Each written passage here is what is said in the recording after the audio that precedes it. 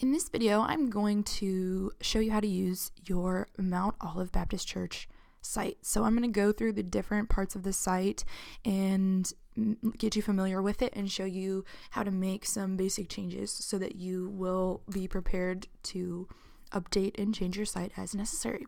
So we're going to start by going to your URL and adding /wp-admin. And I'm pretty sure you've already logged in and made a few changes here and there. So I'm just going to start from the beginning and just kind of show you everything that there is and assume that you know nothing for the video's sake. So I'm going to go down the list of everything here in this left-hand column, everything that's pertinent. So not all of these items we need to talk about, but I'm going to go through each one of these items here and explain what they are and how they work. So I'm also going to open up a new tab so that I can show you from this front end side what we're looking at. So let's start with updates. Updates are where your plugins in your WordPress theme are located, and occasionally there are plugins that need to be updated, and you can select them and click update. We do that regularly for all our sites. You never have to worry about this if you don't want to. Occasionally, if you're trying to make changes and something gets stuck or it's not working exactly right, then that could be your first point of action to see if maybe something needs updated. After that's posts, and this is where blog posts are located. You guys aren't currently using blog posts on your site. If you ever want to integrate them, it's a pretty simple process. So if you guys start writing blogs, this is where they would be located, but we'll move on for the sake of talking about things that you are using. After that is events, and I am going to talk about this for just a minute, and I've got events. You've added some events here, but I have created a calendar for you so that on the calendar page, you can have a calendar that looks like this with integrating Google Calendar. So I am going to show you how to update events on the Google Calendar, and then we won't use these events. If you want to use these events, if you think this is simpler, we can talk about that, but generally we set up our sites with Google Calendar for all of our clients. It's easier to integrate, easier to use, looks nicer and cleaner. And after that is the media library, and in the media library there are all of your media, all of your photos from the site, and you've uploaded some, and we've uploaded some, so I think you understand how this part works. You just go to add new and add any media you want, and anytime you need to add media that's done, that there's a button for it within whatever page you're looking at. So that's all you need to know there. Moving on to forms, you have one contact form. These are pretty intuitive, and yours is pretty simple. So name, email, phone number, what can we do for you? The items that are added over here can be added by selecting any of these items from the field, and if you select it, it will show up over here at the bottom. Then you can drag it wherever you want, and I can change, if I click this little arrow, I can change the label, I can change the name of this, I can get rid of some of the items, I just need the address, I don't need the zip or something like that. I can duplicate an item, or I can delete it. And then always click update if you make any changes. And you can preview the form and see what it looks like. It doesn't have the same formatting as your web page, but you can see kind of how it lays. So it gives you that little preview.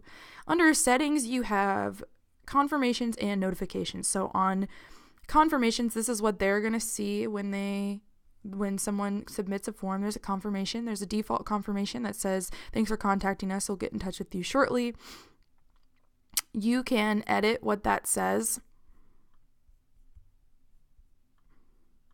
So you can change any of this content. You can make it bigger. You can bold, italicize, bullet list. You can hyperlink somewhere else. You can do anything you want within here. And then click Save Confirmation when you're done.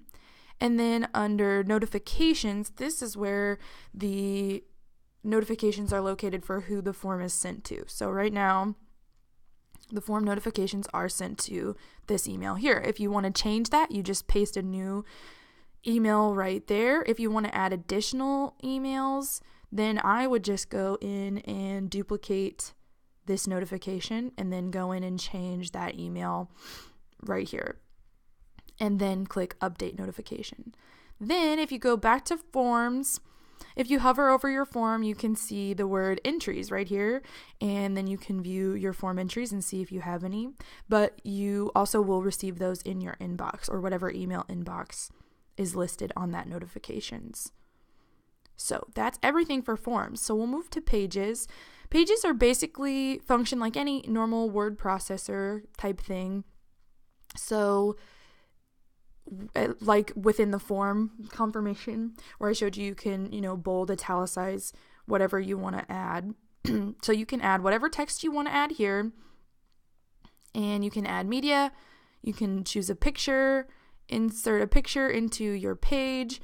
You can add any text, make it any size. You can hyperlink text. So if I want to hyperlink it, then I can link it to a page within my site, any other page on the site, or I can link it, I can remove that. It's not what I wanted. I want to hyperlink it to Google. I can make it bigger. I can center it. I can add media.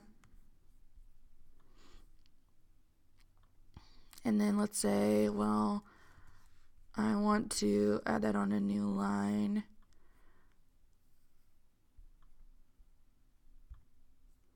Center it. I want to make it bigger. And then I would click update. But I don't want to make any of those changes and don't want to do any of that, so I'm not going to. But that's how most of those items on those pages work. The only other I'm trying to think if there's anything else that you need to know. So I recreated the calendar page for you so that you could have that nice looking calendar here. And that is done just through shortcode. I created that the other day for you. So nothing you need to update on the actual calendar page.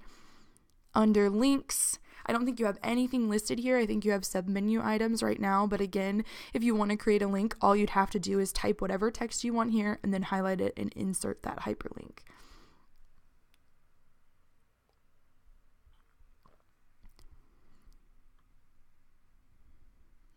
For photos, there's just going to be a foo gallery, or it looks like just a regular photo gallery right here. Done through there. The staff page is just going to have shortcode there as well. So that's basically everything for pages. Like I said, all these items here basically function like Microsoft Word or a program similar to that. Comments is if you had blogs, you would possibly have comments enabled, but that's nothing we need to worry about here. Calendars is like what I said I added, and there's nothing you need to change or edit here. I already have that set up for you. So I'll show you how to add an event to your Google Calendar. So you don't have to do anything here. If you go to your email inbox, you should have an email that looks like this. I've been using Google Calendar to organize my calendar. Kenny at Megaphone Designs recommends that you use Google Calendar and accept this invitation. Then you click this link and you're going to want to say, I want to add this calendar. And it's your Mount Olive calendar. So you say add. Then if you have any other Google calendars, you're going to deselect those and you just want to see what's on Mount Olive. So that may be the only one you have there. So then you're going to go to this plus and create an event. And here I go. I add the title to my event. I add the date.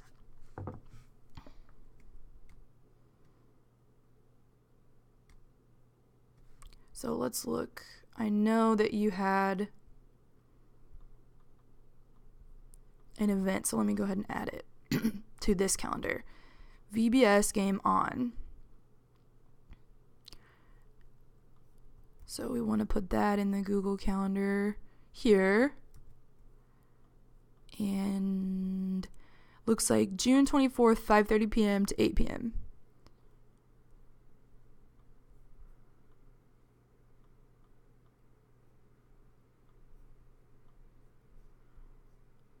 5:30 p.m., 8:30 p.m.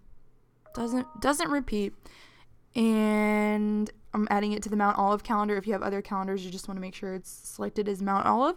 And then you say save, and then it will appear. And I can view this as weekly, or I can view it as monthly. So let's go to June 24th. There it is. So then you can just bookmark this page. That's what I would do. And then you can add events by coming here and clicking create event. And then it's going to populate this calendar on your page for you right here. And it looks super nice, cleanly integrated, and super simple. So let's go back to, so nothing again on the website that you have to worry about with this calendars tab. That's something I set up for you. If you have questions about it, you can let me know, but nothing you need to know there. Under homepage areas, this, as you can imagine, is what creates the areas of your homepage.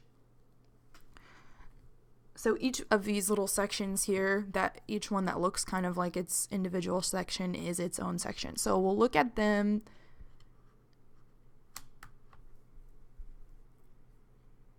And they are reordered through this button here. So you can see that they're in the right order here. So slider is the first one. This hosts your Revolution slider. And all there is going to be is short code in this box right here. So nothing you need to worry about there. Nothing you need to change. I'll show you how to change Revolution slider later as we move down the list. Under welcome, this is your welcome section underneath. So if you ever want to change the text here, you can change any of the text here. Right now we have this set as heading 1, that larger text, and this is set as paragraph. It's all centered, no special formatting. You can update any of this wording. Like I said, you can create anything that you would want there. And then let's look at Join Us. Under Join Us, we have your service times. So if you need to update any of these service times here, this is where all that's located. We have some of it bolded just so it kind of looks nice and easy to understand. And if you highlight it all and go to formats, you'll see that it's white text. So that's how it appears, as this white text. And you can also see that there's stuff in the background of this particular homepage area. So what you'll want to do is scroll down past this SEO stuff and scroll down to this more fields section. So here there's a picture in the background, there's a color overlay, and and the transparency is adjusted over the top. So if you want to change out the picture in the back, all you do is click add file and choose a new picture. If you want to change this to a different color, you can move this up and down, or you can select anywhere on the screen and pick a new color. This is the color that you're currently using, and that can be copied and pasted to use any other place online. And then you can change the transparency, making it more or less opaque back there. And padding is always checked as yes, just so that there's plenty of space on either side of the words. And then we have the background position of the photo adjusted a little bit so that it sits right there in the middle really nicely. And if you make any changes, you'll just click update. And under, let's see, contact info, that's where we have phone number, map, and address. So let's look at that. And this is just short code for a Google map that we've created. Here's your address and your phone number right there. If you need to edit any of that, that's where that's located. And again, this has no special sizing or anything. It's just on a white background. And underneath that is the Let's Talk section, which has your form integrated in it. And forms are just added by wherever your cursor is. Click Add Form, select the form. You don't need to display the title or the description, and insert the form. And the code is right there for you, but we don't need that, obviously. And that's all centered. And that's formatted as white text. And then I believe that background is a color. Yeah. So the background is this particular color, trying to match with the themes of your logo there.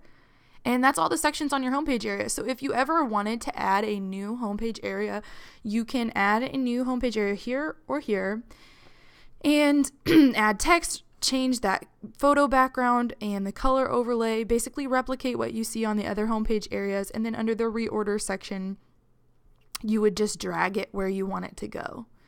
And again, you have a nice white and then a colored and then a white and then a colored section. So it looks really nice as is, but if you do want to add something, that is totally possible through add new right there. And that's basically everything. I'll show you how to update the stuff in the header and the menus in another section. So moving to staff members, this is where the staff members from this page, where all their information is housed. So all of this can be updated through here.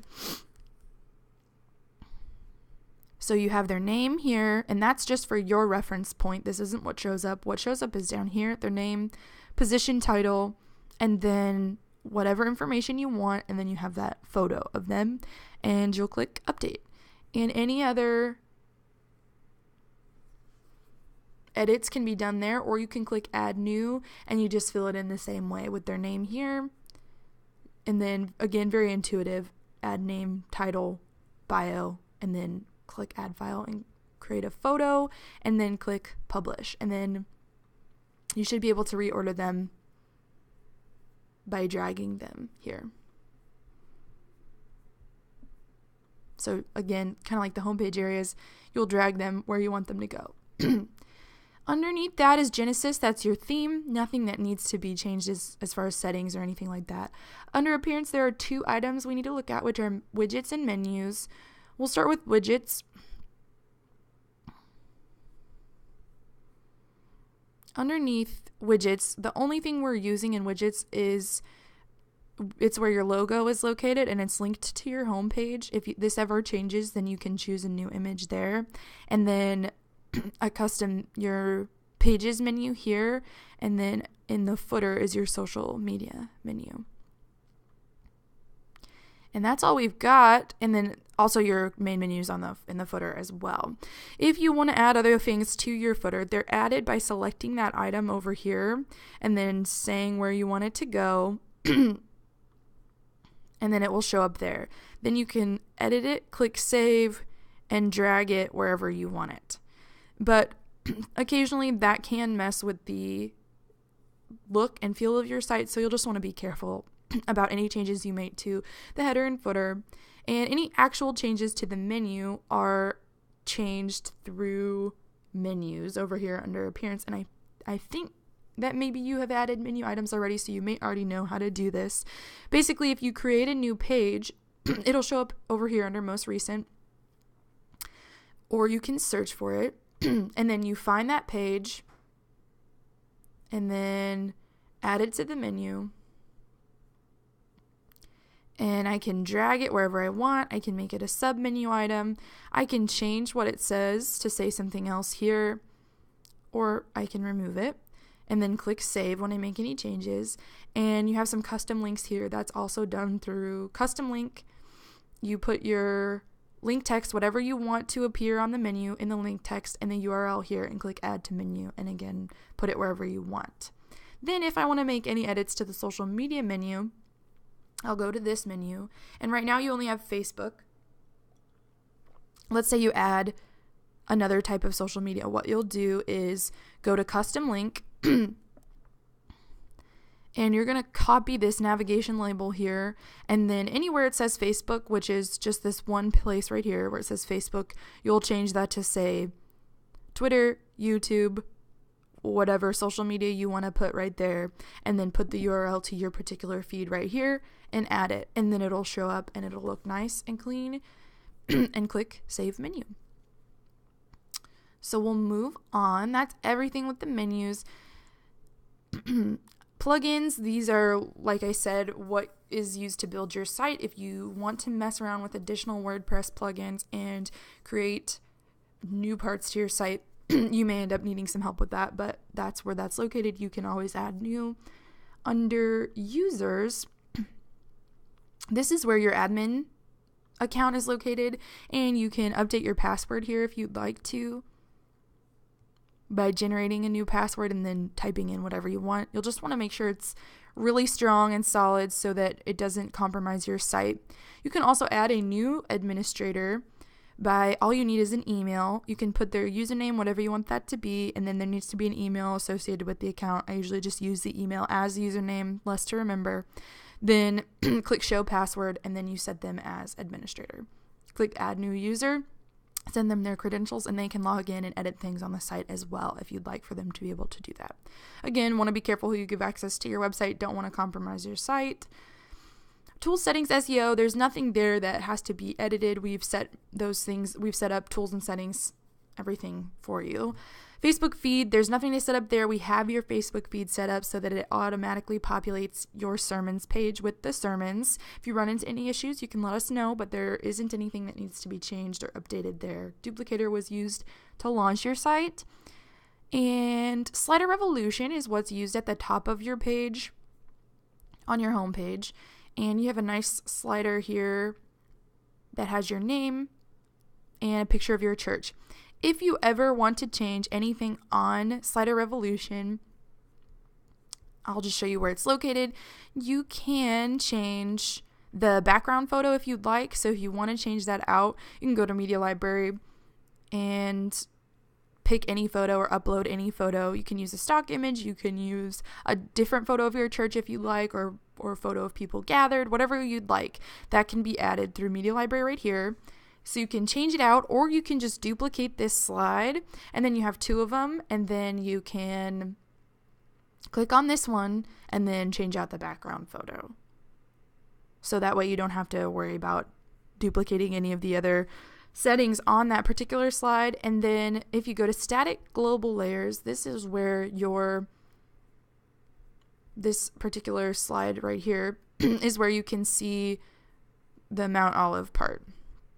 And it's kind of hard to see right there, so you want to show it on the slide so you can see it.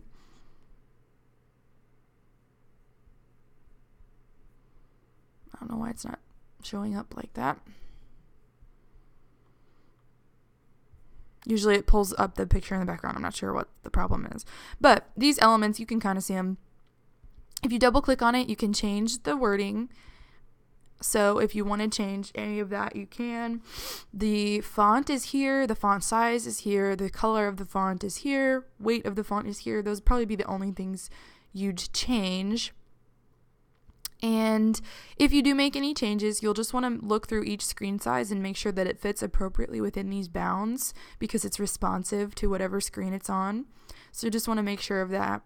And then click save when you make any changes, and then preview. You can preview your slide and see what it looks like. But I don't foresee you making a whole lot of changes, but that's where those items are located if you'd like to make any of those changes. WordFence is set up to protect your site and warn us of any strange behavior. Nothing you've got to worry about. We get those emails and check on that regularly. Google Maps, this is where your map is created, and unless you guys move locations, there's really no reason that you'd need to update this. So under Manage Locations, you can edit this location if you guys end up changing, and you can change the address in here and then click Save. And if you want to manage maps, if you want to edit the size of your map, then again, you can click Edit and change the size of your map or the zoom level of your map or any of those kind of things. Again, don't see that as something that you'll need. And then if you go to Manage Maps, you can also get the shortcode for your map. If you want to put it somewhere else, you can just copy and paste that. And then that's the last of it. That's everything that you need to know about your site that should really get you started. Again, you should have that link in your email to be able to edit this Google Calendar. If you have any questions about that, let us know, and hopefully this will get you a good start.